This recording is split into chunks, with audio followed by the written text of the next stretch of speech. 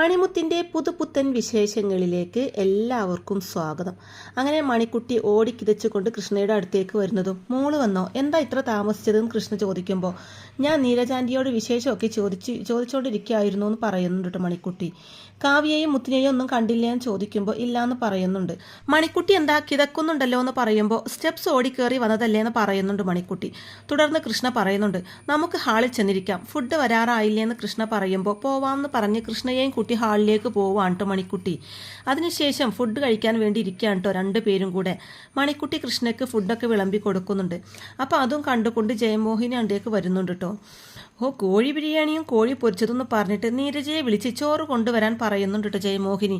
ചോറ് മാത്രം മതി, കറികളൊന്നും വേണ്ടാന്ന് പറയുന്നുണ്ട്.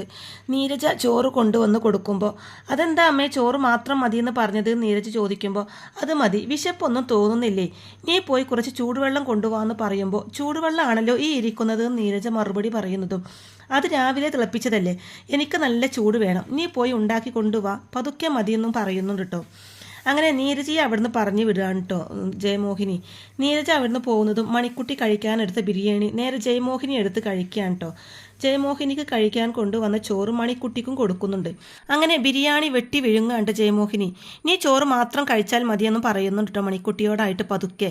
എന്നാൽ ശരിക്കും ജയമോഹിനിയുടെ ഈ പ്രവൃത്തി ശരിക്കും കാണുന്നുണ്ട് കേട്ടോ കൃഷ്ണയുടെ ആ നോട്ടത്തിൽ നിന്ന് തന്നെ നമുക്ക് മനസ്സിലാക്കാം കൃഷ്ണയ്ക്ക് കണ്ണിന് ഒരു കുഴപ്പവുമില്ലെന്ന്. കൃഷ്ണയുടെ ശരിക്കുള്ള അഭിനയം തന്നെയായിരിക്കും കേട്ടോ ഈ അന്ധത. ശരിക്കും ജയമോഹിനിയുടെയും ഭരത്തിൻ്റെയും തനി നിറം കാവ്യയ്ക്ക് മുമ്പിൽ തെളിവ് സഹിതം തുറന്നടിക്കാനായിരിക്കും ഈ അഭിനയം. എന്തോ പറഞ്ഞെന്ന് തോന്നുന്നു എന്ന് കൃഷ്ണ പറയുമ്പോൾ ചെവി ഓർത്തിരിക്കുകയായിരുന്നോ? അതെ, എനിക്ക് ചോറ് മാത്രം മതിയെന്ന് പറഞ്ഞതാ, പ്രഷറും ഷുഗറും കൊളസ്ട്രോളും ഒക്കെ ഉള്ളതാ, നിങ്ങളെപ്പോലെ മൂക്കുമുറ്റം തിന്നാനൊന്നും വയ്യ, പ്രായമായില്ലേന്നൊക്കെ ബിരിയാണി വെട്ടി വിഴുങ്ങിക്കൊണ്ട് പറയുന്നുണ്ട് ജയമോഹിനി. എന്നാൽ പാവം മണിക്കുട്ടി ഒരക്ഷരം മിണ്ടാതെ ആ വെറും ചോറ് കഴിക്കുകയാണ് കേട്ടോ. കൃഷ്ണ പറയുന്നുണ്ട്, നല്ല പ്രായത്തിൽ കനത്ത പോളിംഗ് ആയിരുന്നില്ലേ, അതിൻ്റെ ബോണസാ ഈ ഷുഗറും പ്രഷറും എന്ന് പറയുന്നുണ്ട് കൃഷ്ണ. ജയമോഹിനിയാണെങ്കിൽ ചിക്കനൊക്കെ കടിച്ച് വലിക്കുന്നത് കണ്ട് മണിക്കുട്ടി ഇങ്ങനെ കൊതിയോടെ നോക്കി നിൽക്കാതെ ആ ബിരിയാണിയും പൊരിച്ച കോഴിയൊക്കെ എടുത്ത് കഴിക്കും മണിക്കുട്ടി എന്ന് പറഞ്ഞ് പൊരിച്ച ചിക്കൻ്റെ പ്ലേറ്റ് തൻ്റെ അടുത്തേക്ക് നീക്കി വെക്കുകയാണ് ജയമോഹിനി. മോൾക്ക് ബിരിയാണിയും ഫ്രൈയും ഒക്കെ ഇഷ്ടമായോ എന്ന് കൃഷ്ണ ചോദിക്കുമ്പോൾ മണിക്കുട്ടി ഒന്നും മിണ്ടാതെ ആ വെള്ളച്ചോറ് തന്നെ കഴിച്ചുകൊണ്ടിരിക്കുകയാണ് കേട്ടോ. അപ്പോൾ മണിക്കുട്ടിയെന്ന് കൃഷ്ണ വീണ്ടും വിളിക്കുന്നതും നല്ല ടേസ്റ്റ് ഉണ്ട് അച്ചാന്ന് പറയുന്നുണ്ട് മണിക്കുട്ടി. അപ്പോൾ അതേസമയം നീരജ അങ്ങോട്ടേക്ക് വരുമ്പോൾ മിണ്ടരുത് എന്ന് ആങ്ങി കാണിക്കുന്നുണ്ട് കേട്ടോ ജയമോഹിനി. ഇതും കൂടെ മണിക്കുട്ടി കഴിക്കുമെന്ന് പറഞ്ഞ് ചിക്കൻ ഫ്രൈ മണിക്കുട്ടിയുടെ നേരെ നീട്ടുമ്പോൾ അച്ഛൻ കഴിക്കുമെന്ന് മണിക്കുട്ടി പറയുമ്പോൾ അച്ഛൻ തരുന്നതല്ലേ കഴിക്കുമെന്ന് പറയുമ്പോൾ വാങ്ങിച്ചോ മണിക്കുട്ടിയെന്നും പറഞ്ഞ് ആ ചിക്കൻ പീസ് ജയമോഹിനി തന്നെ വാങ്ങുകയാണ് കേട്ടോ. അപ്പോൾ അത് കണ്ട് എന്താ അമ്മ ഇത് നീരജ് ചോദിക്കുമ്പോൾ നീരജ് എന്താ അങ്ങനെ ചോദിച്ചതെന്ന് ചോദിക്കുന്നുണ്ട് കൃഷ്ണ. അപ്പോൾ ജയമോഹിനി പറയുന്നുണ്ട്, ഞാൻ പച്ചച്ചോറ് കഴിക്കുന്നത് കണ്ട് ചോദിച്ചതാ, എനിക്കിതൊക്കെ മതി, പൊരിച്ചതും വറുത്തും ഒന്നും വേണ്ടാന്ന് പറഞ്ഞ് വെട്ടി വിഴുങ്ങാണ് കേട്ടോ. അപ്പോൾ അത് കണ്ട് മോള് ബിരിയാണി മുഴുവൻ കഴിക്കണേന്ന് കൃഷ്ണ പറയുമ്പോൾ കൊച്ചു കഴിക്കുന്നുണ്ട്, ആ മാംസമൊക്കെയുള്ള ഭാഗം അങ്ങ് എടുത്ത് കഴിക്ക്, കാശ് കൊടുത്ത് വാങ്ങിച്ചതല്ലേ, കളയരുത് എന്ന് പറയുന്നുണ്ട് ജയമോഹിനി. മണിക്കുട്ടിയാണെങ്കിൽ ഒരക്ഷരം മിണ്ടാതെ ആ ചോറ് കഴിക്കുകയാണ് കേട്ടോ, പച്ചച്ചോറ്. നീരജക്കാണെങ്കിലും ഇത് കണ്ട് ദേഷ്യവും സങ്കടവും ഒക്കെ വരുന്നുണ്ട്. അതിനുശേഷം കാണിക്കുന്നത് കാവ്യ ഇങ്ങനെ വിഷമിച്ചുകൊണ്ടിരിക്കാവും കേട്ടോ. അപ്പോൾ ജയമോഹിനി വന്നിട്ട് പറയുന്നുണ്ട്, ചിക്കൻ ബിരിയാണി, ചിക്കൻ ഫ്രൈയും ചിക്കൻ മിന്താലും പോത്ത് ഉലത്തിയത് പോരാത്തതിന് ഐസ്ക്രീമും എന്നൊക്കെ പറയുന്നതും എന്താ അമ്മയെന്ന് കാവ്യ ചോദിക്കുമ്പോൾ കിണ്ണനും പെണ്ണും ഹോട്ടലിൽ നിന്ന് വരുത്തി വെട്ടി വിഴുങ്ങിയ സാധനങ്ങളെ പറ്റി പറഞ്ഞതാ, ഏതോ വലിയ ഹോട്ടലിൽ നിന്നാ, നല്ല ക്യാഷ് ആയി കാണും. ആ മണിക്കുട്ടിയുടെ തീറ്റ കണ്ട് ഞാൻ മുഖത്ത് വിരൽ വെച്ച് പോയി കാവ്യ. ഇതൊക്കെ എങ്ങോട്ട് പോകുന്നു, ചുമ്മാ അല്ല പെണ്ണ് ഉരുണ്ട് വരുന്നതെന്നൊക്കെ പറഞ്ഞ് എരിപിരി കയറ്റി കൊടുക്കുന്നതും ഇവിടുന്ന് ഫുഡ് ഉണ്ടാക്കി കൊടുക്കണ്ട നമ്മൾ പറഞ്ഞത് കൊണ്ടല്ലേ അവർക്ക് വെളിയിൽ നിന്ന് കഴിക്കേണ്ടി വന്നത്, ആഹാരം കഴിക്കട്ടെ, എവിടുന്നെങ്കിലും വാങ്ങി കഴിക്കട്ടെ എന്ന് പറയുന്നുണ്ട് കാവ്യ. പക്ഷേ നീയും മുത്തും അനുഭവിക്കേണ്ട ക്യാഷല്ലേ അവൻ പോക്കറ്റിൽ നിന്ന് എടുത്ത് ചെലവാക്കുന്നതെന്ന് ജയമോഹൻ ചോദിക്കുമ്പോൾ എന്തെങ്കിലും ആവട്ടെ അമ്മേ, എനിക്ക് ആരുടെയും ഒരു വകയും വേണ്ടാന്ന് പറയുന്നുണ്ട് കാവ്യ. എന്നാലും കസേര നീക്കിയിട്ട് രണ്ടിൻ്റെയും കുടിയും തീറ്റിയും ഒന്ന് കാണണമായിരുന്നു, അയ്യോ എന്തൊരു കഴിപ്പായിരുന്നു അതെന്ന് പറയുന്നതും അതും കേട്ടുകൊണ്ട് നീരജ അങ്ങോട്ടേക്ക് വരുന്നുണ്ട്. അതിനാരാ അമ്മയെ കഴിച്ചത് നീരജ് ചോദിക്കുമ്പോൾ ഒന്ന് ഞെട്ടുന്നുണ്ട് ജയമോഹിനി. അവർ ചിക്കൻ ബിരിയാണി വാങ്ങിയില്ലെന്നാണോ നീ പറയുന്നത് എന്ന് ചോദിക്കുമ്പോൾ വാങ്ങിച്ചു, പക്ഷേ മണിക്കുട്ടിക്കുള്ള ബിരിയാണി കഴിച്ചത് അമ്മയല്ലേ എന്ന് ചോദിക്കുമ്പോൾ ഞാൻ അതിൻ്റെ കോണിൽ നിന്ന് ഒരു നുള്ളെടുത്ത് വായിൽ വെച്ചതിനാണോ നീ ഇത്രയൊക്കെ പൊലിപ്പിച്ച് പറയുന്നത് എന്ന് ജയമോഹിനി ചോദിക്കുമ്പോൾ ഞാനിത് കൃഷ്ണേട്ടനോട് പറയാതിരുന്നത് അതിൻ്റെ പേരിൽ ഒരു വഴക്ക് വേണ്ടാന്ന് വിചാരിച്ചാണെന്ന് പറയുന്നുണ്ട് നീരജ. അപ്പോൾ കാവ്യ പറയുന്നുണ്ട്, എന്താ അമ്മ ഇത് നാണമില്ലേ, ഇത്രയും പ്രായമായില്ലേ? മണിക്കുട്ടിയുടെ പാത്രത്തിൽ കൈയിടേണ്ട കാര്യം നമുക്ക് എന്താണെന്ന് കാവ്യ ചോദിക്കുമ്പോൾ അവളുടെ മുഖത്ത് നോക്കുമ്പോൾ എനിക്ക് ആ രാധികയുടെ മുഖം അങ്ങ് ഓർമ്മ വരും. അന്നേരം അവൾ നിന്നെ ചതിച്ചതോർക്കും. അങ്ങനെ എൻ്റെ മോളെ ചതിച്ചവർ വയറ് നിറച്ച് ഭക്ഷണം കഴിക്കേണ്ടെന്ന് തോന്നി. അത് ഒരമ്മയുടെ വാശിയാണെന്നൊക്കെ ജയമോഹൻ പറയുമ്പോൾ ഞാനും ഒരമ്മയല്ലേ? എന്നെ ചതിച്ചത് മണിക്കുട്ടിയോ രാധികയോ ഒന്നുമല്ല, കൃഷ്ണയാണ്. എന്നോട് ഉത്തരവാദിത്തം അവർക്കല്ല, കൃഷ്ണക്കാണ്. അത് ഓർക്കുമ്പോഴാണ് എൻ്റെ മനസ്സ് നീറുന്നതെന്ന് പറയുന്നുണ്ട് കാവ്യ. അപ്പോൾ ജയമോഹിനി പറയും, ആ നീറ്റിൽ മാറാൻ കൃഷ്ണ ഇവിടുന്ന് പോകണം. അവൻ പോണെങ്കിൽ മണിക്കുട്ടി ഈ വീട്ടിൽ നിന്ന് പോകണം. അതിനുവേണ്ടി ഞാൻ അവളുടെ പാത്രത്തിൽ കൈയിട്ട് വാരും, പെണ്ണിനെ പട്ടിണിക്കിടും, എന്തും ചെയ്യുമെന്ന് പറഞ്ഞിട്ട് ജയമോഹിനി അവിടെ ഒന്നും പോവാണ് കേട്ടോ. ഇവിടെ മണിക്കുട്ടി ഇങ്ങനെ ഒറ്റയ്ക്കിരിക്കുകയാണ് കേട്ടോ. അപ്പോൾ അവിടെ മറ്റാരും ഇല്ല എന്ന് ഉറപ്പ് വരുത്തിയതിന് ശേഷം നീരജ ഒരു ഗ്ലാസ് ജ്യൂസുമായി മണിക്കുട്ടിയുടെ അടുത്തേക്ക് വരുന്നുണ്ട്. മണിക്കുട്ടി മോൾക്ക് വിശക്കുന്നുണ്ടോ എന്ന് ചോദിക്കുമ്പോൾ ഇല്ലയെന്ന് പറയുന്നുണ്ട് കേട്ടോ മണിക്കുട്ടി. കുറച്ച് പച്ചച്ചോറല്ലാതെ ഉച്ചക്കൊന്നും കഴിച്ചില്ലല്ലോ. മണിക്കുട്ടിക്ക് വാങ്ങിയ ബിരിയാണി മറ്റു വല്ലവരുമല്ലേ മൂക്കുമുറ്റം കഴിച്ചത്? മനുഷ്യപ്പറ്റില്ലാത്ത ആളുകൾ. കൃഷ്ണേട്ടനോട് പറയേണ്ടതായിരുന്നു, ബിരിയാണി ശകലം പോലും മോൾക്ക് കഴിക്കാൻ കിട്ടിയില്ല എന്ന് നീരജ പറയുമ്പോൾ അയ്യോ പറയല്ലേ ആൻറ്റി, ഞാൻ കഴിച്ചില്ലെന്നറിഞ്ഞാൽ അച്ഛന് വലിയ വിഷമാവും, അതുകൊണ്ടാണ് ഞാൻ കഴിച്ചു എന്ന് പറഞ്ഞത് എന്ന് മണിക്കുട്ടി പറയുമ്പോൾ നാളെ ആയാലും ഇത് തന്നെയല്ലേ അവസ്ഥ?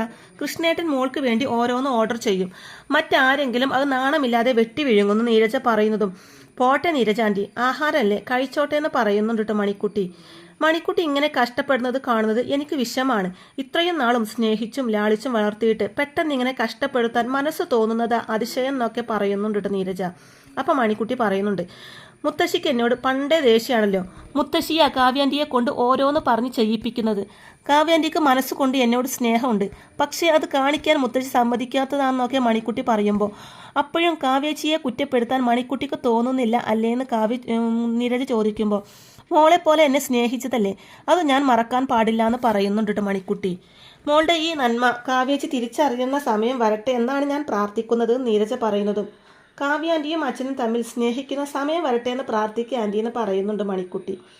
ഈ ജ്യൂസ് മണിക്കുട്ടിക്ക് തരാൻ വേണ്ടി കൊണ്ടുവന്നതാ, ഇതങ്ങ് കുടിക്കുക നീരജ പറയുമ്പോൾ വേണ്ട ആൻറ്റി എന്ന് മണിക്കുട്ടി പറയുമ്പോൾ കാര്യമായിട്ട് എന്തെങ്കിലും കഴിച്ചില്ലെങ്കിൽ ക്ഷീണാവട്ടോ എന്ന് നീരജ പറയുമ്പോൾ മുത്തശ്ശിയോ മാമനോ കണ്ടാൽ ആൻറ്റിക്ക് വഴക്ക് കിട്ടും, ഞാൻ കാരണം നീരജ ആൻറ്റി വഴക്ക് കേൾക്കണ്ടെന്ന് മണിക്കുട്ടി പറയുന്നതും ആരും കാണില്ല, അല്ലെങ്കിൽ വഴക്ക് പറയട്ടെ, ഞാൻ സഹിച്ചോളാം. മോൾ ഈ ജ്യൂസ് കുടിക്കുക നീരജ വീണ്ടും പറയുന്നതും എനിക്ക് കുടിക്കാൻ തോന്നുന്നില്ല, അതുകൊണ്ടാണെന്ന് പറയുന്നുണ്ട് കേട്ടോ മണിക്കുട്ടി. അപ്പോഴേക്കും മുത്ത് സ്കൂളിൽ നിന്ന് വരുന്നുണ്ട് കേട്ടോ. കാറിൽ നിന്നിറങ്ങി മുത്ത് അകത്തേക്ക് നടക്കുന്നതും സെർവൻറ്റിന് ഒരു പണി കൊടുക്കാമെന്നും പറഞ്ഞുകൊണ്ട് ബാഗ് ഊരി തിരിച്ച് കാറിൽ തന്നെ കൊണ്ടുവന്ന് വെച്ച് മുത്ത് അകത്തേക്ക് കയറി പോവാൻ കേട്ടോ. അപ്പോൾ മോള് ബാഗ് എടുക്കുന്നില്ലേ എന്ന് ഡ്രൈവർ ചോദിക്കുന്നതും എൻ്റെ സെർവൻറ്റ് വന്ന് എടുത്തോളെന്ന് പറഞ്ഞിട്ട് അകത്തേക്ക് കയറി പോവാണ് മുത്ത്.